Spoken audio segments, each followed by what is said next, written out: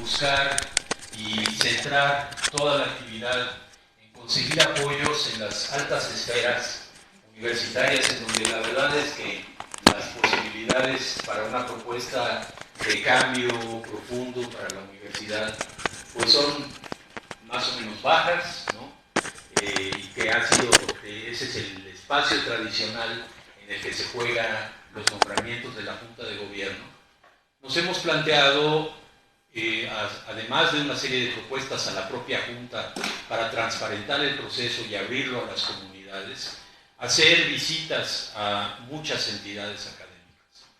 Y estas son entidades de investigación, de docencia a nivel licenciatura, de bachillerato, y es muy enriquecedor, muy interesante. Tenemos una universidad que es formidable, no solo en los números y los datos que se pueden exponer de cantidad de personas que han sido formadas, profesionistas, personas de la ciencia, de la cultura, en sus distintas actividades, de la economía, de la política, no solo en las investigaciones, la cantidad de proyectos que existen, las publicaciones que realizamos, no solo en las actividades de difusión cultural, a veces quizás demasiado, muy importantes, pero decía a veces quizás demasiado centralizadas.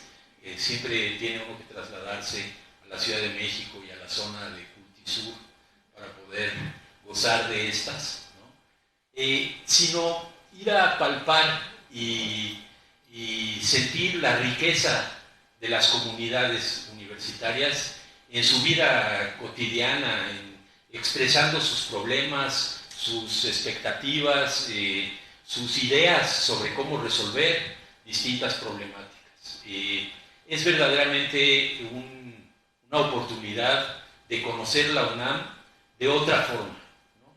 Más allá de los datos, más allá de los informes, poder ir a hablar con las personas, y por eso estoy aquí, aprovechando esta invitación que sé que se le ha hecho a todas las personas que participan en el proceso, y quiero decirles que pues es por vocación, una vocación muy fuerte de interactuar con la comunidad. Pensé en hacer mi presentación lo más breve posible, porque además tengo la mala costumbre de abusar en el uso de la palabra. Entonces, reducir al máximo la presentación del proyecto de trabajo, para que alrededor de cada uno de los puntos que he enunciado en 7 grandes ejes, podamos intercambiar puntos de vista y que me puedan ustedes expresar la necesidad de que pueda hacer formulaciones más puntuales y más detalladas sobre cada una de ellas. Y entonces démosle más tiempo a la interacción. Entonces, agradeciendo de nuevo la invitación y la presencia de todas y todos ustedes, entro a la parte esta del proyecto. Como marco general, quiero plantear que para dirigir a la UNAM y para plantearse un proyecto de cambio en la universidad hay que tener una idea de cuál es el papel, cómo ubicamos a la institución en un contexto nacional e internacional. En la introducción al proyecto de trabajo yo planteo que hay una circunstancia de muchas de las sociedades en el mundo en la cual ha habido un vaciamiento de los espacios de reflexión en los que se puede pensar la realidad, la sociedad, el mundo natural que nos rodea, las situaciones globales, los problemas que vivimos. En alguna época fueron una parte muy importante de estas reflexiones los partidos políticos clásicos, ¿no? Tenían equipos intelectuales, generaban programas, llevaban adelante debates. No es particularmente la tradición mexicana, pero bueno, algo había de eso en otros países, en otros lugares. Los medios de comunicación a veces funcionaban como un vehículo de generar intercambios, comunicación, reflexión fundada en información real, en conocimiento verídico, pero todo parece haberse ido moviendo en una lógica de una velocidad muy intensa de una, como parece todo haberse convertido en maquinarias mercantiles de publicidad, más que de reflexión y de intercambio de ideas. Y creo yo que en las sociedades contemporáneas, las universidades siempre han sido espacios privilegiados de las sociedades para pensarse a sí mismas, para entender el entorno físico, material, natural en que estamos ubicadas y ubicados, y de entender el contexto internacional en el que nos movemos. Me parece que los huecos de reflexión y de debate y de discusión intelectual seria sobre lo que pasa en el mundo contemporáneo, en el México de hoy en día, en el estado de Morelos, son tan débiles que a nosotros nos corresponde incrementar la presencia de la Universidad Nacional, porque además lo nacional no es una caracterización que nos dice que somos la mejor universidad, ni necesariamente la más grande, ni la más chida. O sea, lo que dice lo nacional es una responsabilidad de pensar la nación, de pensar los problemas nacionales, pero también de pensar problemas estatales, problemas regionales, problemas mundiales, de los que hoy en día no se puede separar esa realidad cotidiana que vivimos.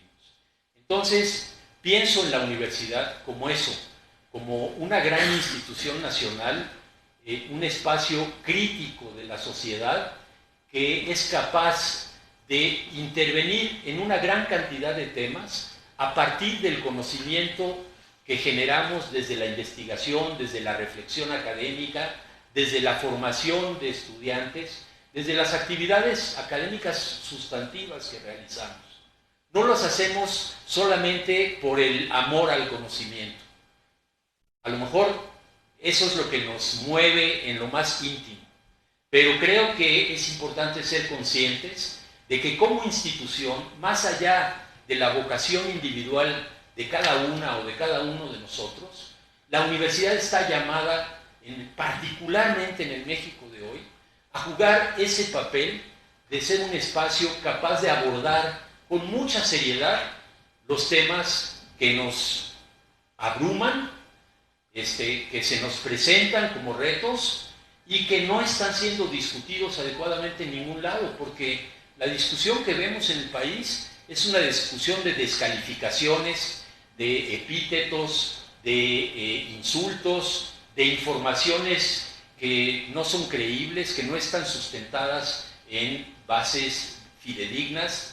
Y entonces ahí es donde veo a la Universidad Nacional como uno de los referentes del país para pensar al país, desde todas las dimensiones que tiene la UNAM y en toda su pluralidad. Esto no significa que querramos una universidad con una visión única, homogénea, absoluta.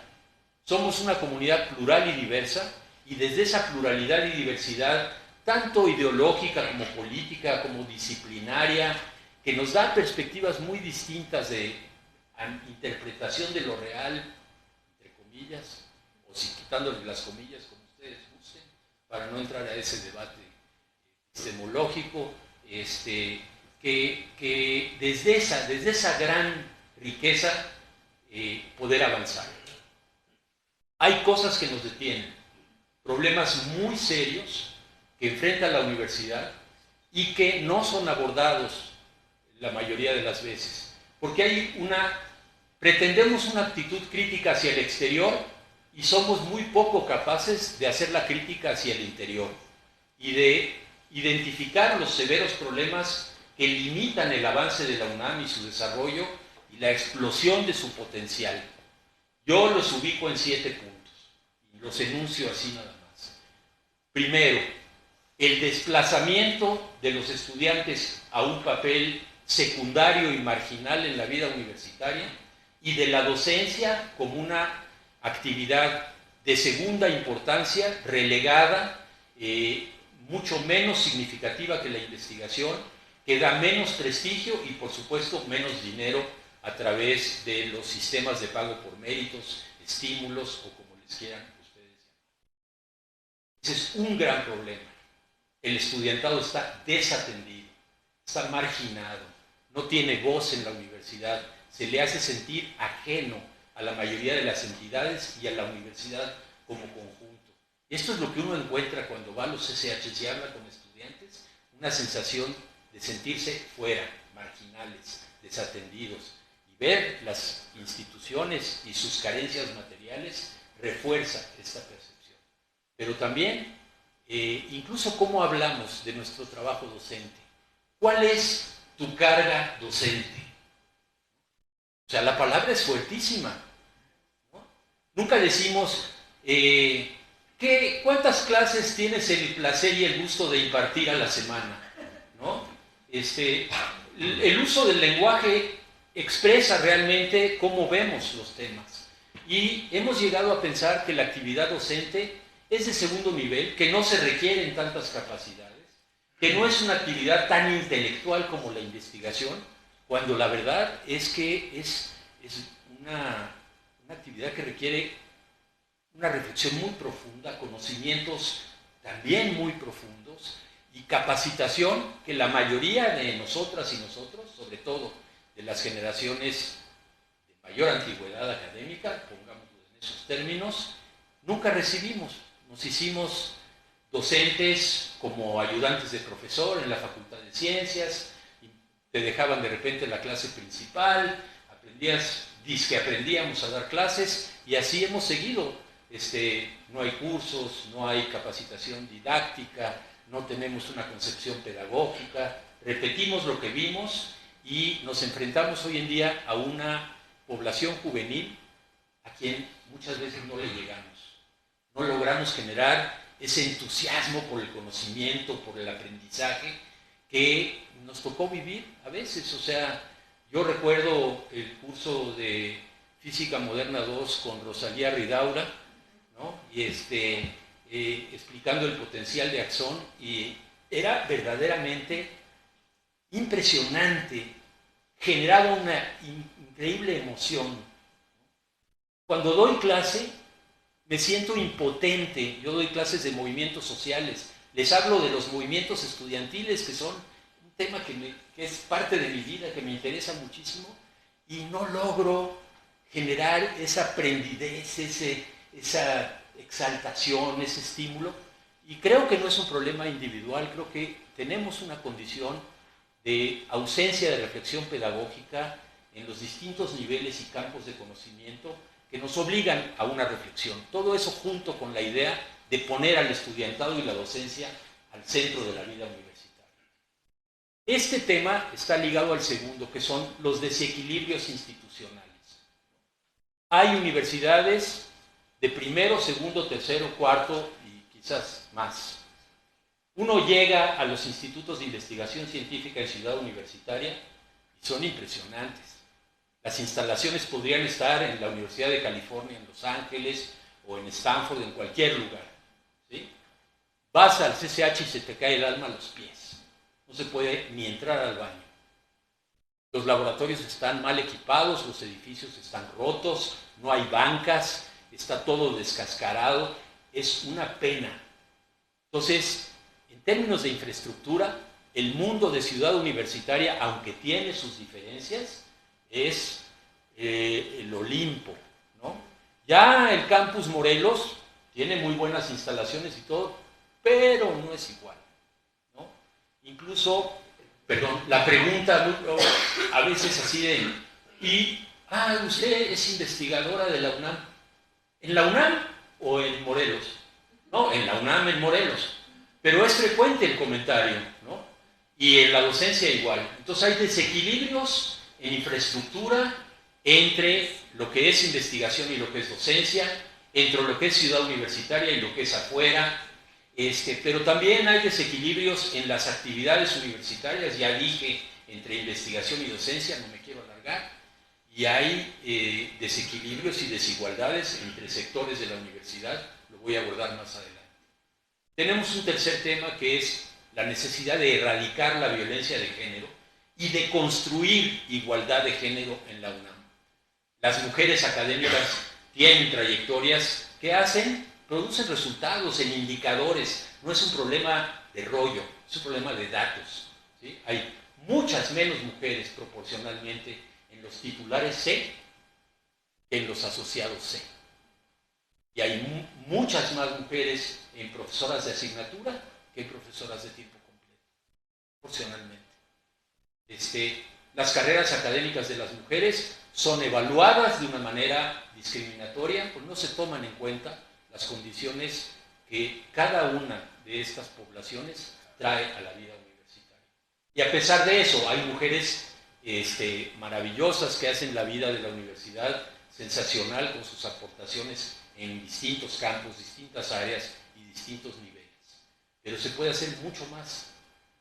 Entonces, tampoco podemos tener hoy en día una universidad donde sigue habiendo profesores que en sus clases se expresan de una manera derogatoria de las estudiantes. Bueno, tú eres mujer, no vas a entender esto que estoy explicando, ¿no? Y esas son las facilitas. Cuando no es un maestro que dice, si no vas a Acapulco este fin de semana conmigo, no vas a pasar el curso. Todo eso pasa. En la pandemia, los cursos eran en línea y los estúpidos en línea, grabados, les decían cosas a las estudiantes que afortunadamente quedaron como testimonios de lo que pasa en nuestras aulas. Y no solo en las aulas, en los laboratorios más encumbrados, ¿no? El caso de Ranulfo Romo, por ejemplo, es un caso paradigmático de nuestra universidad. No que exista, hay machismos en muchos lados, que la universidad sea tan tibia, tan poco comprometida para combatir esto. El cuarto tema que planteo es un poco con lo que abrí. Hemos vivido varias semanas donde el rector y mucha gente, la autonomía está en riesgo, nos quieren atacar, van a interferir, el proceso de cambio de rector está en peligro, un poco histérico, ¿no? El asunto. Y la verdad es que el presidente ha opinado duro sobre la UNAM, dice cosas que son ciertas y dice otras que muestran que no entiende nada. La verdad.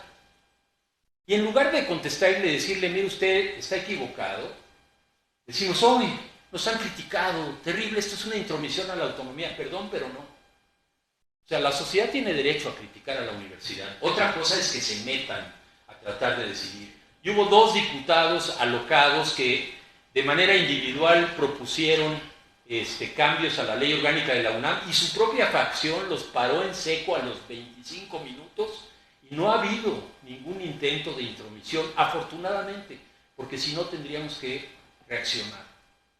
Pero la autonomía no es una cosa que se defiende así en la entelequia. La autonomía es una relación entre instituciones del Estado que se conforma con la acción de las personas que conforman la comunidad. Y la mejor manera de defender la autonomía es ejercerla a plenitud, en la actitud crítica de la universidad sobre lo que nos rodea, ¿no? Y crítica no quiere decir necesariamente siempre decir que no, sino a lo mejor complementar o sugerir o proponer, ¿no? Manteniendo una posición nunca de subordinación, tampoco de acallamiento.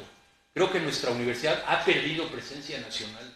Y les voy a poner un tema, porque además está relacionado mucho con nosotros que estamos en las áreas de investigación y con personas de las áreas de investigación.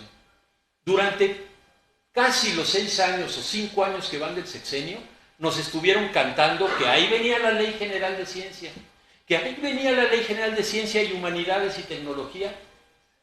Y la UNAM no decía absolutamente nada. ¿Por qué tuvimos que esperar a que hicieran ese, ¿cómo llamarlo?, ese adefesio legislativo para entonces decir que nos parece que está mal? ¿Por qué no tomamos un papel proactivo como una de las instituciones que más contribuye a la investigación científica en este país, diciendo, perdónenos, pero nosotros opinamos que sí es necesaria una nueva Ley General de Ciencia y ya veríamos si humanidades o ciencias sociales o tecnología o qué había que ponerle al nombre, que es lo de menos, ¿no? Y así pensamos que tiene que ser las políticas de ciencia, la organización de la ciencia en este país. Y no dijimos nada. Hubo posiciones individuales y de grupos universitarios, pero no ha habido una posición hasta el penúltimo día de sesiones del Congreso de la Unión, no hubo una posición universitaria, es más, no la hay, en donde diga, como hay informes de la UNAM que saca el rector, la Universidad Nacional ve la nueva ley y en estos serie de puntos manifestamos nuestro desacuerdo. No existe. Como no existe una posición o posiciones diversas sobre los libros de texto. Como no existen posiciones, no existieron más que las que formulaba a veces Toño Lascano, algunas personalidades universitarias, sobre las políticas de atención en la pandemia. Estamos ausentes cuando nuestro papel es precisamente que la sociedad pueda voltear a vernos y sentirse bien informada, sentir que hay quien tiene una institución que es capaz de explicar lo que está pasando, porque para eso nos sostiene la sociedad, para que investiguemos, entendamos y expliquemos lo que ocurre. Y eso puede ser desde puntos de vista muy diversos. Eso es ejercer la autonomía y eso es recuperar el carácter nacional de la institución. El quinto punto es desigualdades internas. Tenemos 70% del personal académico, 69% son académicas y académicos de asignatura, en condiciones de incertidumbre laboral, de inestabilidad y de muy bajas remuneraciones. Somos de las universidades que peor pagan la hora semana mes de clase, entre públicas y privadas, ¿no? Y nosotros hemos ido soltando la carga académica y dejando que cada vez la formación de estudiantes en la licenciatura y en el bachillerato recaiga más en personal de asignatura. Pero a ese personal se le paga mal, nunca saben a cada semestre si van a ser contratadas o contratados, cuántas horas se les va a contratar, y a veces, cuando tienen la poca gente, menos del 10% tiene definitividad en sus nombramientos de asignatura, ¿sí? Cuando saben que seguramente se les va a contratar, nunca saben las horas que se les van a asignar. En la FES Iztacala estuve sentado al lado de un profesor con 33 años de antigüedad, 40 horas de asignatura, hora semana mes. Eso quiere decir 8 horas de clase frente a grupo todos los días, ¿sí? Participó en ese movimiento que se llamó La UNAM no paga, porque en la pandemia la UNAM dejó de pagar. Eso es una realidad. ¿Y qué pasó? Fue castigado. Como no le podían quitar las horas, tiene que impartir de 7 a 11 de la mañana y de 6 a 10 de la noche. Muchas formas de sanción, de castigo, o simplemente de favorecer a personas. Procesos no transparentes de adjudicación de clases. Tenemos que revertir esa situación. Es un sostén fundamental de la vida académica de la universidad.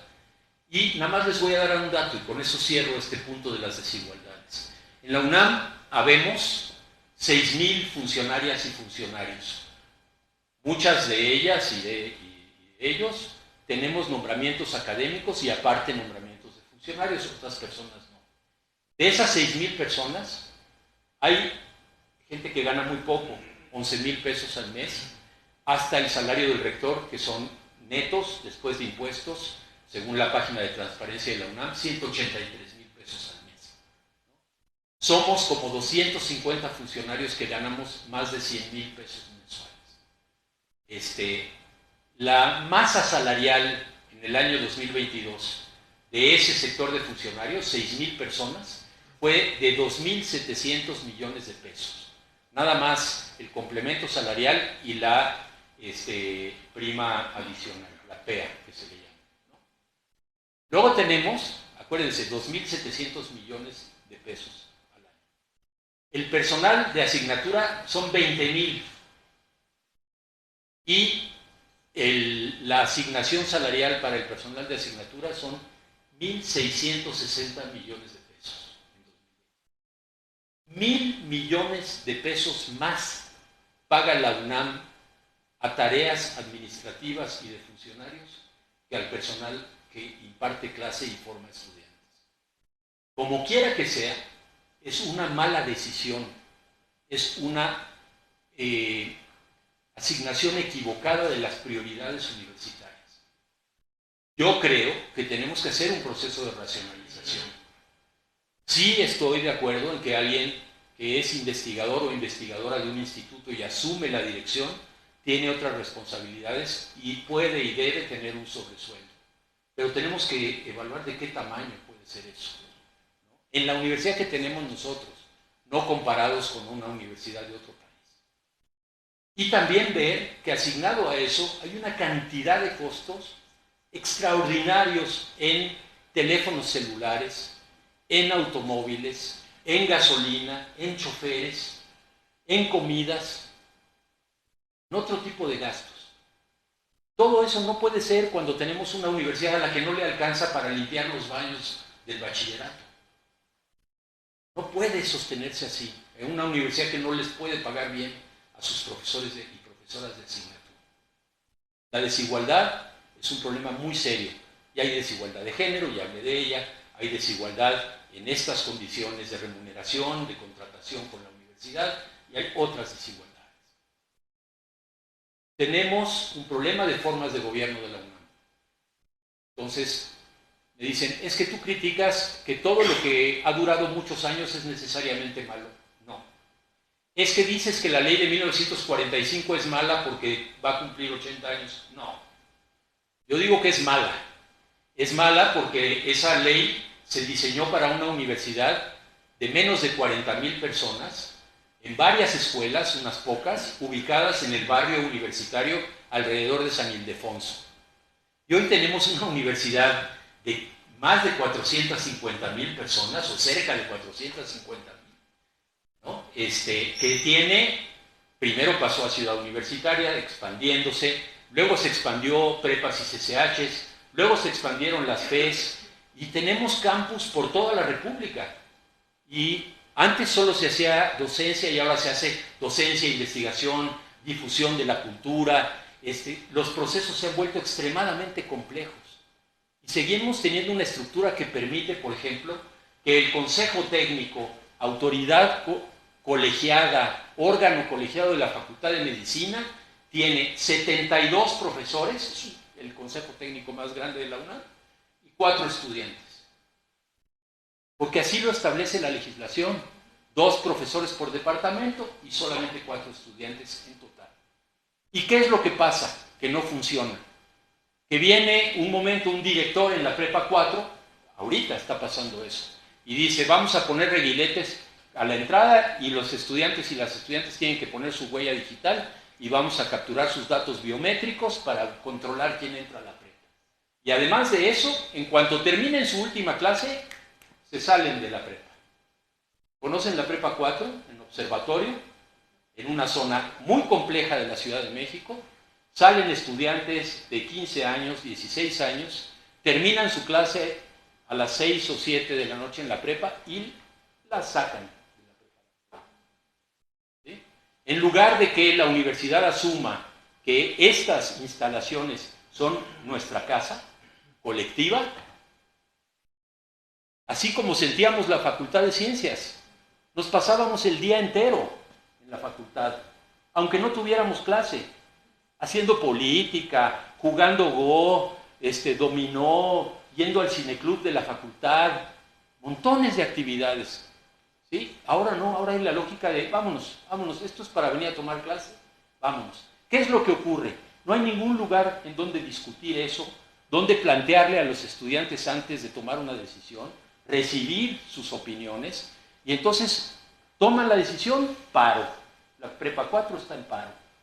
De 2018 a este momento no ha pasado ni un mes en que no haya habido una escuela o facultad de la universidad tomada o en paro por algún problema mayoritariamente de género o con problemas de este tipo que les estoy planteando. Las instancias de gobierno no funcionan.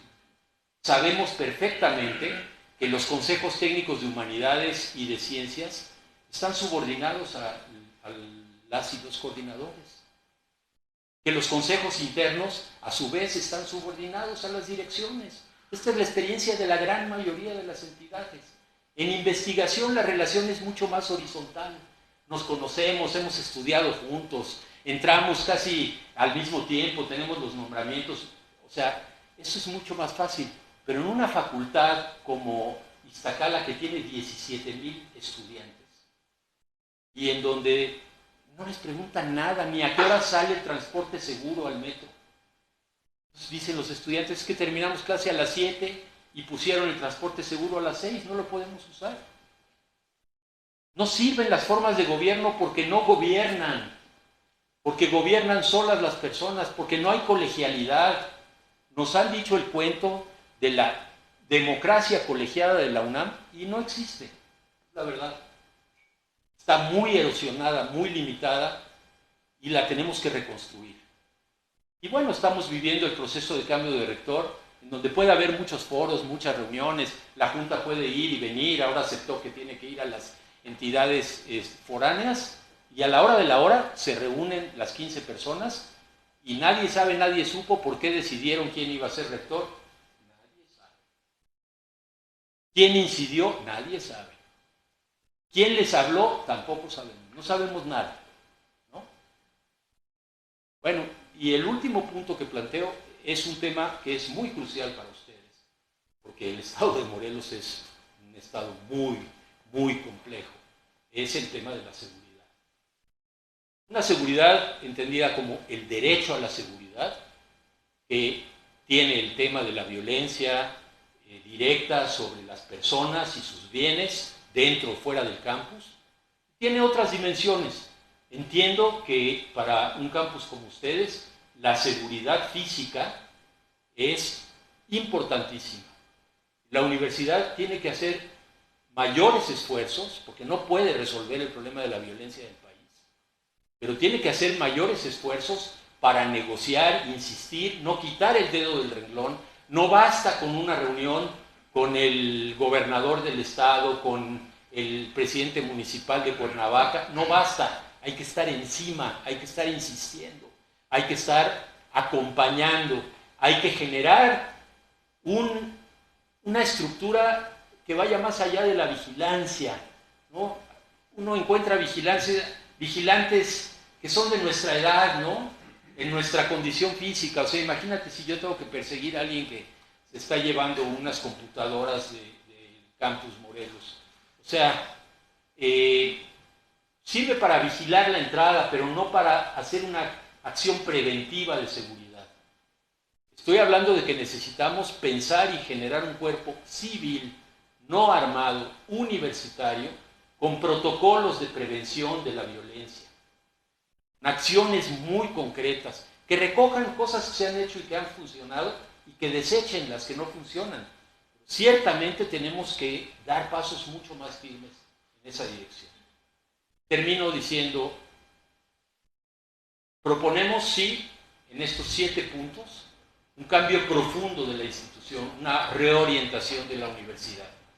A partir de lo que hoy existe, no se trata de destruir nada, no se trata de romper nada, se trata de construir desde donde estamos, no partimos de cero, tenemos muchos elementos y mucha riqueza universitaria para poder asumir críticamente nuestros problemas, enfrentarlos, pero romper una dinámica autocomplaciente. Vean las declaraciones que muchas veces nosotros mismos hacemos, siempre diciendo que todo está muy bien con la universidad, porque nos sentimos en esa obligación de que no podemos decir que hay cosas que no funcionan. Hay una autocomplacencia enraizada, hay una resistencia al cambio, hay un conservadurismo. La Junta es un espacio conservador más allá de las personas que lo integran. Es la defensa permanente del status quo. Y la parte que hemos perdido, hace años que la venimos perdiendo, es la de una universidad que es de las comunidades, no de las autoridades. Los espacios ahora son de las autoridades. Para poder ir a hacer un evento como este, no digamos en la FES, Acatlán, donde hay una tradición autoritaria muy vieja, en el Instituto de Investigaciones Filológicas, las compañeras que promovieron el evento tuvieron que discutir 2 semanas con el Consejo Interno, que decía que no prestaba el auditorio, ¿no? si el auditorio es nuestro, es para nosotras y nosotros, los espacios son nuestros, la voz es nuestra, pero no podemos decir nada. Cada vez hay una actitud más coercitiva, cada vez estamos más lejos de las decisiones, cada vez estamos más encerradas y encerrados en nuestro espacio pequeño, sin poder volcar toda esa voluntad de construcción cotidiana de lo que es una universidad, que es esas comunidades académicas interactuando en toda su riqueza. Y esa es la propuesta que hago yo para el futuro de la universidad. No es un camino fácil, ni siquiera es fácil llegar, pero creo que si hay una voluntad colectiva de cambio, se puede generar la sensibilidad necesaria y hay la inteligencia necesaria en la Junta de Gobierno para percibir un espíritu y una necesidad de transformar, de cambiar. Uso la palabra cambiar, trato de erradicar transformar porque siempre me están acusando, es de la cuarta, mira, ya dijo transformar, ¿no? Porque a ese nivel de ridículo ha llegado el debate. Entonces, esa es nuestra voluntad, esta es la idea de universidad que tenemos, empujémosla y entonces tendremos la oportunidad de construirla de manera colectiva. Muchas gracias. Muchas gracias.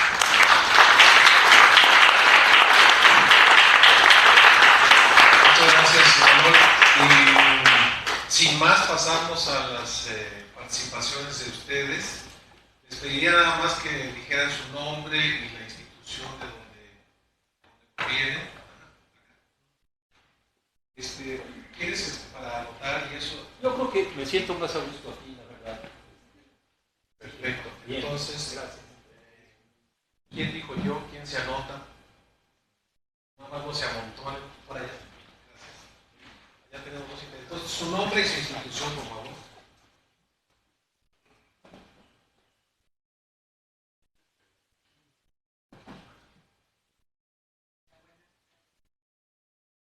Hola. Sí, sí.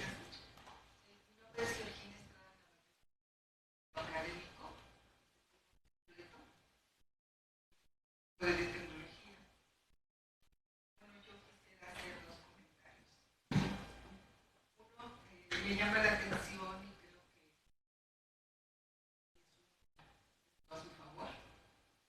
Resulta que usted es una persona surgida de la UNAM y comparado con otros aspirantes, y bueno, al parecer por lo que comenta, muy involucrado, además de la trayectoria académica, está muy involucrado en los problemas universitarios. Esto creo que vale la pena resaltar. El segundo punto es en relación a la convocatoria emitida en 2023 para el subprograma de retiro voluntario de jubilación del personal académico de carrera de UNAM. De acuerdo a los resultados que encontramos en la Gaceta, 440 aspirantes, solo se quedaron 135. 105 que cumplen los requisitos no lo lograron. Bueno, conozco varios compañeros, ya que somos de la edad, y han solicitado este programa más de 2 meses. Claro, es una convocatoria en donde los que resultan con el puntaje correspondiente cada vez que ha estado solicitando, pues se incrementa más y se incrementa más esta lista.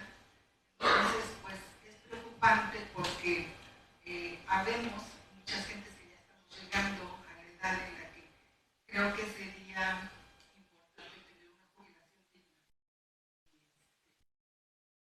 Parecer la vemos muy lejos. Entonces, yo creo que ese es un punto importante.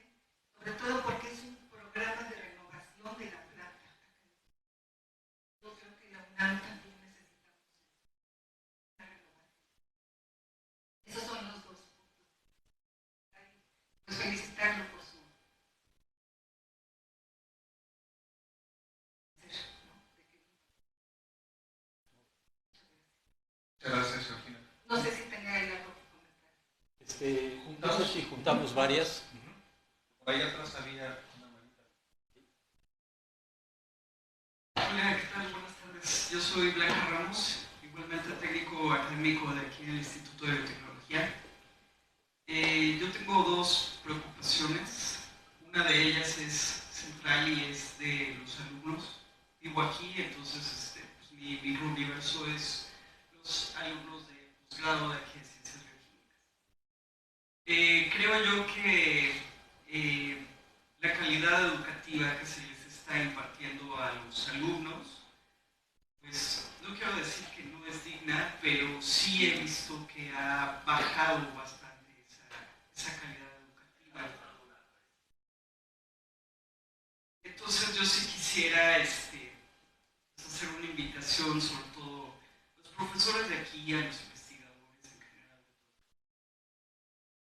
para que pongamos un énfasis fundamental en lo que se le imparte, ¿no? Voy a pecar ya de sacar los trapos aquí al sol, pero hay muchos profesores de aquí, investigadores, que pues bien ya no son de a pie, ¿no?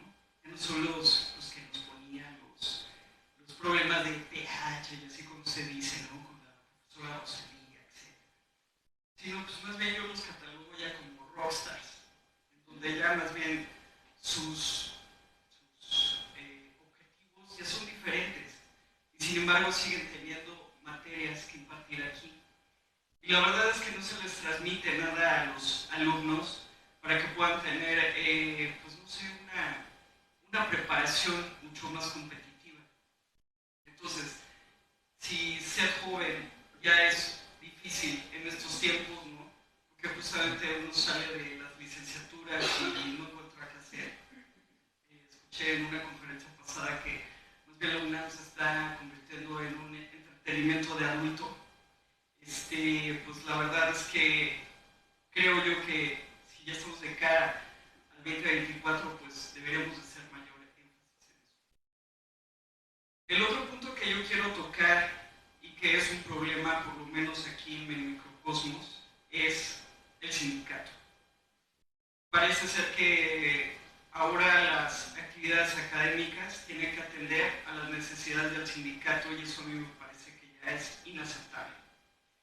Entonces tenemos una serie de problemas en donde todo se vuelve una negociación, está bien, pero creo yo que sí debería de haber por lo menos reglas para llevar a cabo estas discusiones y demás. Y bueno, aprovechando de que pues, usted al parecer es experto en todo esto, en los movimientos sociales, etc., pues yo quisiera también ver qué es lo que se va a hacer con el problema del sindicato. Muchas gracias. Muchas gracias. Por favor, la compañera.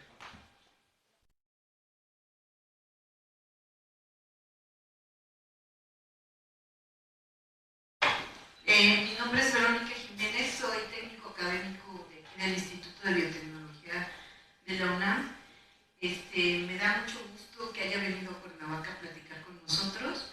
Y mi pregunta va en el sentido de, yo como técnica, utilizando las palabras de Blanca, no, yo creo que es un macrocosmos, o sea, la universidad tiene, como bien lo dijiste, un montón de estudiantes con 2 representantes en consejo universitario, 4, y lo mismo ocurre con los técnicos. Y así como con los estudiantes, los técnicos somos una diversidad impresionante. Tenemos 6 niveles por escalar en medio, actividades en una gama tremenda, y nuestra evaluación siempre ha sido complicada. O sea, yo lo entiendo porque somos muy diversos y no podemos ser medidos por la misma regla. Entonces, mi pregunta va en ese sentido. Hablaste mucho de los estudiantes, coincido mucho con ello, son una parte fundamental. Yo fui consejera de alumnos, entonces sé lo que se siente, que digas, es que tal cosa está mal y los otros 10 voltean y, sí, niña, cállate, y continúan, ¿no? O sea, entiendo esta problemática de hace 30 años y celebro que la estén poniendo sobre la mesa. Pero ahora que soy técnica, pues también me gustaría escuchar tu opinión acerca de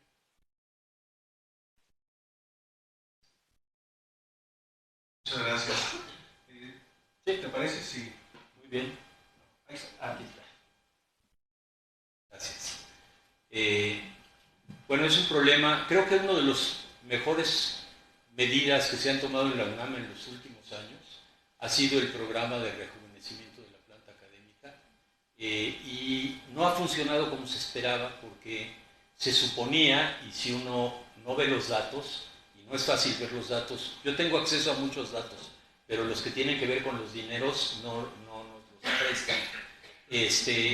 Se supone que cada vez que una persona que tiene una antigüedad muy alta se jubila, y se le da el programa complementario, hay un ahorro muy grande, porque las plazas con mucha antigüedad son plazas muy caras. Habitualmente tienen estímulos altos, la antigüedad opera sobre el sueldo y sobre los estímulos, y entonces consume muchos recursos. Entonces, el cálculo original que se presentó era más o menos el siguiente, que por cada persona que se jubilara con una gran antigüedad, se podía sostener a una persona más en el programa de jubilación y se podía abrir una o hasta 2 plazas nuevas para jóvenes académicas o académicos. Pero resulta que no hemos visto las finanzas de ese programa, ¿no? Y nos dicen que no hay dinero. Al principio nadie se quería inscribir, había 300 lugares y nadie se quería inscribir, y ahora hay muy pocos lugares y hay más solicitudes. Claro, nos estamos haciendo cada vez mayores y se nos acerca el día, ¿no? Entonces, eso es un tema que tenemos que ver las finanzas con más claridad y resolver una condición que parece absurda, que haya personas que quieren salir de la universidad porque ya han cumplido muchos años de trabajo académico, están cansadas y no lo puedan hacer porque jubilarse sin estar en el programa es una cosa pues prácticamente suicida, ¿no? Entonces hay que hincarle el diente. Confieso que no tengo más datos que eso, pero tenemos que resolverlo de alguna manera, porque la UNAM no puede contar con 300 personas que dicen, oye, yo ya me quiero ir, no, ya no tengo ganas de dar clase, ya no quiero investigar, no quiero, pero no tengo las condiciones para hacerlo. Y es un problema muy serio y para las personas y para la universidad, ¿no? Entonces, ver si se necesita otra vez hacer una especie de financiamiento semilla para echar a andar ese círculo virtuoso financiero del que se hablaba con este programa de jubilación y contratación de jóvenes académicos. La otra cara de la moneda es que las plazas de jóvenes se han asignado de una manera inercial, ¿no? El departamento que pierde una plaza recibe de nuevo una plaza, no importa cómo hayan cambiado las condiciones académicas, el desarrollo del conocimiento, si son áreas obsoletas o no, o a veces no se usan y se han guardado durante años plazas en distintas entidades académicas. No sé, Blanca, si hay de verdad un deterioro de la calidad en la formación de los estudiantes. Sí hay datos de las condiciones materiales cada vez más difíciles de los estudiantes. Tenemos datos de que las y los estudiantes cada vez son más atendidos fundamentalmente por personal de asignatura. Tenemos entrevistas con personal académico que hablan de esto. Me gustó una frase que usaste, que la UNAM parece un entretenimiento para adultos que no logra motivar a muchos y muchas jóvenes. Yo creo que esto a lo que nos llevaría es a la necesidad de discutir, lo dije al principio, en cada nivel educativo, bachillerato, licenciatura, en cada campo de conocimiento, qué son los problemas pedagógicos que tenemos que atender y discutirlo con quién, con los estudiantes y las estudiantes. Saber qué es lo que ocurre, que a veces damos un curso y planeamos las cosas más exóticas, nos ponemos de cabeza, pedimos un salón con computadoras para usar inteligencia artificial, el entusiasmo dura un día y medio, ¿no? Y otra vez vuelve a entrar una especie de sopor. hay algo efectivamente, que la universidad se ha vuelto como un programa para adultos que no logra establecer la comunicación. Y es un reto, ese es un reto enorme que estoy seguro que podemos afrontar. Tenemos mucha experiencia acumulada y mucha capacidad como para entrar a un tema como ese. Sobre la relación con el STUNAM, yo creo en el derecho de las y los trabajadores a sindicalizarse. Estoy sindicalizado en el STUNAM desde hace muchos años. A veces bromeo diciendo que mantengo mi registro sindical para tener derecho a criticar al sindicato sin que me digan antisindicalista. Porque hay muchas cosas que veo que no me gustan, ¿no? Y en las pláticas que hemos tenido, con dirigentes sindicales, el secretario general, planteamos una cosa. A ver, tenemos espacios bilaterales de discusión de temas laborales, siempre son laborales, de contratación, de horas, de número de presupuestos, de cuánto van a ser los aumentos salariales, etc. De revisión y de mantenimiento del contrato colectivo. Pero no hay un espacio y una práctica, por lo menos firmemente asentada, de una relación con el sindicato para decir, a ver, vamos a racionalizar el trabajo administrativo. ¿Cuáles son los problemas que ven ustedes y los que vemos nosotros? Por ejemplo, hablamos de un caso. Ciencias políticas necesita 250 trabajadoras y trabajadores administrativos en la mañana y el mismo número en la tarde. Concursan por una plaza en la tarde y empieza con los meses a hacerse cambios de turno, cambio de turno, cambio de turno. Acabas con una planta de trabajadores y trabajadoras administrativas, 400 en la mañana, 100 en la tarde. ¿Qué hace la dirección del plantel? Contrata personal de confianza en la tarde, porque es mucho menos caro que contratar horas extras, ¿no? Y entonces el sindicato se queja de que hay personal de confianza. Es una disputa desde los orígenes del sindicalismo. Ese es un tipo de problema de decir, bueno, ¿dónde podemos sentarnos a discutir? A ver, espérame, aquí hubo tantos cambios de turno. ¿Cómo revertimos eso? ¿Cómo equilibramos los recursos? ¿Cómo logramos hacer que no cada actividad que se sale estrictamente de lo más repetitivo cotidiano implica contrataciones especiales? Las áreas de difusión cultural, si hay un evento que es después de las 7 de la noche, horas extras, toda una serie de cosas, decir, bueno, vamos a buscar una serie de acuerdos para que incluso contribuya el sindicato al fortalecimiento de la fuente de trabajo. Y hay otros temas en donde queremos también acordar con los sindicatos. Por ejemplo, la inclusión de una norma en la legislación universitaria que prohíba con toda contundencia las relaciones románticas y sexuales entre profesores y estudiantes. Cualquiera que haya tenido una relación con universidades del exterior sabe que eso casi en todas existe. Y aquí no. ¿Por qué? No, pues imagínate la PAUNAM, ¿no? Sería una causal de rescisión contractual. Lo tenemos que negociar y pactar, porque hay situaciones que son inadmisibles.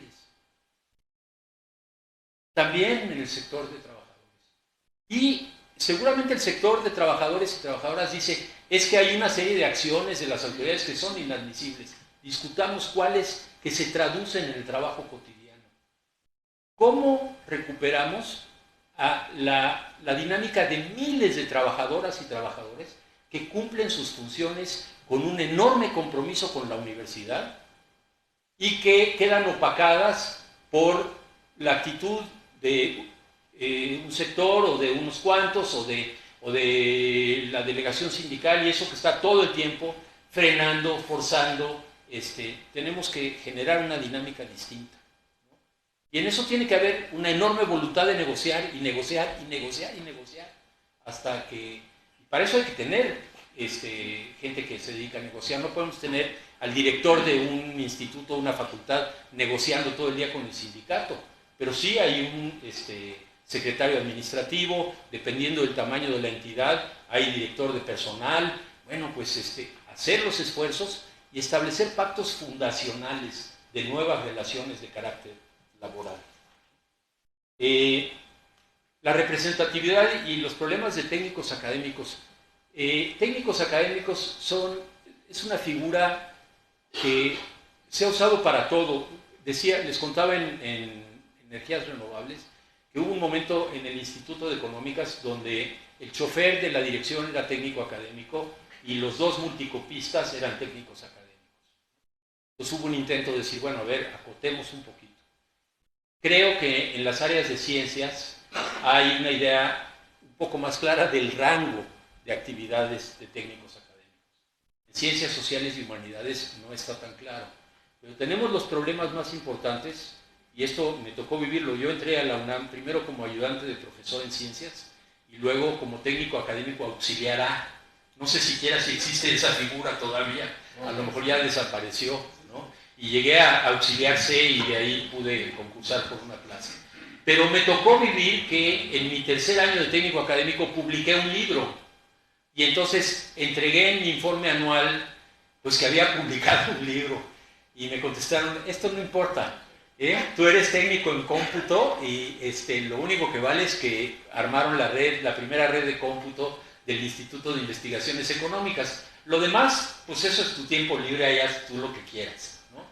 Bueno, tenemos una condición de técnicas y técnicos académicos hoy en día que están tan integradas al trabajo de investigación, que están publicando, tienen SNI, niveles altos en el SNI, y de repente ni siquiera se le considera personal de carrera. Miren, se propuso a una mujer técnica académica titular C, SNI 3, para dirigir el posgrado en estudios de género que se inauguró hace poco en la UNAM, y la reacción de la coordinación de posgrado fue no puede haber una técnica académica coordinando el posgrado porque no son personal de carrera. Y se pidió una interpretación de la Oficina de la Abogacía General, como se le dice ahora, y la Abogacía General dijo que en efecto que no podían ser consideradas personal de carrera para poder ocupar un cargo como la coordinación de un posgrado. Y entonces tenemos esa franja que es difícil de evaluar y que yo creo que en las entidades académicas hay que poder establecer bien criterios incluyentes, ser lo más incluyentes posibles para recoger la riqueza del trabajo de las personas que son técnicas académicas. Pero además tenemos que quizás establecer unas especies de subtipos, ¿no? Técnico-académica de investigación, técnico-académico técnico, técnico-académico, que ubicaran a las personas según una serie de responsabilidades diferenciadas. Pero parece que no podemos tocar nada. El EPA está ahí, no se puede tocar. Perdón, pero el Congreso Universitario propuso una EPA distinta en 1990. Cuando entró Juan Ramón hubo una comisión para rediscutir el EPA, se hizo todo otro EPA. Ahí están guardados. Y el EPA tiene una gran cantidad de limitaciones. Pero todo en la UNAM es un poco así. No, pues, es que así lo hemos hecho siempre. No lo podemos tocar. Muchas gracias. Muchas gracias, Imanol. Creo que tenemos preguntas por allá de Zoom. Ajá. Adelante. Doctor, son dos comentarios de parte de Zoom. Uno de Hermenegildo Taboada Castro. Dice, gracias, doctor, por entender y predicar que debemos recuperar nuestra libertad de pensamiento y manifestación en la universidad. Que haya elecciones democráticas. Hermenegildo Taboada Castro de CCG. Y el otro comentario es de Nicolás. Dice que no se dupliquen las actividades y racionalizar el recurso en todos los rubros, tanto académico como administrativo. Gracias. Gracias. Por acá tenemos a Ernesto. Sí, soy Ernesto Takayanagi del Centro Regional de Investigaciones Multidisciplinarias, técnico académico. Hiciste varios comentarios, ¿no? Acerca de cambios, transformación. ¿Tendrás alguna visión sobre la ley orgánica de la universidad? Estaba checando la fecha que tiene aquí, la fecha de la ley orgánica de la universidad, que es el documento, pues, lo orgánico, es la universidad. Y la otra sería si tú tendrías también en el mismo sentido alguna propuesta pues, para hacer el trabajo de los cambios del EPA. Porque comentaste que, por ejemplo, doy un ejemplo, tú te gustaría, no sé si te malentendí, pero que todo tiene que ver, por ejemplo, los cuerpos colegiados, que algunos están subordinados a tal, etcétera. Existen comentarios de la necesidad de los cuerpos colegiados para la vida democrática y para que haya mejores decisiones en la universidad. Entonces mi pregunta concreta sería, si tú tuvieras alguna propuesta o qué has pensado acerca de los documentos rectores, o sea, la ley orgánica y para el personal académico, el EPA, que se podría, porque pues es la parte fundacional de la parte académica y de la ley orgánica de la universidad. Gracias. Gracias. Gracias, Ernesto. Otra participación. Entonces, le daríamos la palabra a Imanol para contestar esas tres preguntas.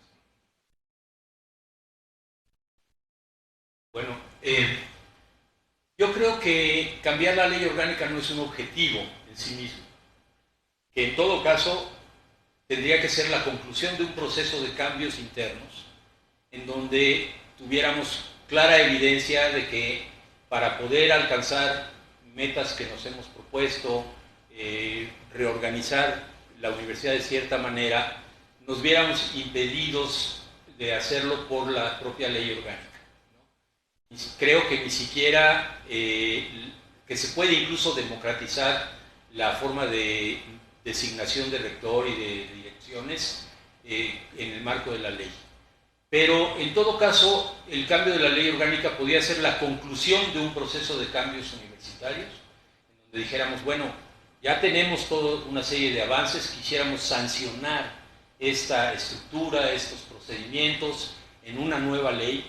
Tendríamos ahí sí que repetir la experiencia del 44, convocar a un consejo universitario constituyente, elaborar un proyecto de ley y enviar al Congreso de la Unión un proyecto de ley perfectamente acabado, porque no podemos exponernos a decir queremos que se cambie la ley, que se democratice, tres enunciados generales y dejar en manos de las diputadas y los diputados el futuro de la institución. Pero es una situación completamente distinta si hay una formulación que emerge de la propia universidad. Y tenemos juristas de muy alto nivel y tendrían que ser partícipes y vigilar el proceso y acompañarlo. Un proceso de participación. En el 44 se eligieron estudiantes y profesores y directores para hacer la ley orgánica actual. Hay que hacer notar que todo el sector representando a los estudiantes se salió del Congreso, del Consejo Constituyente en oposición a la Junta de Gobierno en 1944, antes de mandar la ley, que finalmente se aprobó en 45, ¿no? Y que, o sea, desde allá viene la bronca con la Junta de Gobierno. Luego creen que es que uno se la inventó ahorita, ¿no? Y así tendrían que ser los procesos. Yo creo que en torno al EPA tendríamos que revisar las dos formulaciones de nuevos estatutos del personal académico y ver qué es lo que sirve de ahí, qué quedó ya obsoleto y ver cuáles son los problemas que estamos viviendo. Por ejemplo, tenemos un problema de la coexistencia de un sistema de remuneraciones que son los estímulos, el PRIDE, que no aparece en el EPA, ¿no? Que ni siquiera está integrado. Humberto Muñoz ha escrito cómo estos son cosas que desinstitucionalizan a la universidad, rompen la institucionalidad universitaria, construyendo cosas que no están incorporadas ni trabajan al parejo. Por ejemplo, que los niveles académicos y los nombramientos de asociados titulares A, B y C, ¿no? Son dos pistas paralelas que no se tocan, ¿no? O rara vez se tocan. Y sí creo que todo esto hay que hacerlo de una manera distinta a otros intentos que se han hecho en el pasado, porque además ya vemos cómo les fue a esos intentos, ¿no? Recuerden cuando Carpizo intentó quitar el pase automático y subir las colegiaturas, la respuesta que hubo, o el intento de Barnés de subir las colegiaturas, de nuevo una respuesta muy fuerte. El cambio de la universidad se tiene que construir con el acuerdo de las comunidades universitarias. Entonces, no puede haber un EPA con el que el personal académico no esté de acuerdo. Entonces, tiene que discutirse con académicas y con académicos y definirse cuáles son los problemas y atenderlos y establecer normas, reglas muy claras, por ejemplo, esas que nos permitan dilucidar cómo se otorgan los cursos al personal académico de asignatura, para quitar la discrecionalidad. Todo ese tipo de cosas podría entrar en un nuevo EPA. Así es la lógica de los documentos rectores de la UNAM, que son la ley orgánica, el estatuto general, el estatuto del personal académico, los reglamentos que existen, ¿no? Que se cambian a veces sin ton ni son, y en donde hay ya incluso hasta contradicciones de las propias normas. Eso suele pasar en cualquier institución. Bueno, tiene que haber también un cuidado de reordenar y de homogeneizar las normas. Muchas gracias, Imanol. No veo más manitas alzadas. Agradecemos muchísimo la presencia, la participación de Imanol Ordorica. Realmente es un funcionamiento muy interesante, muy importante en relación al funcionamiento de nuestra universidad. Agradecemos a la comunidad del IBT, a la directora y a todo el equipo técnico que hace posible estas transmisiones, a ustedes y a toda la gente que nos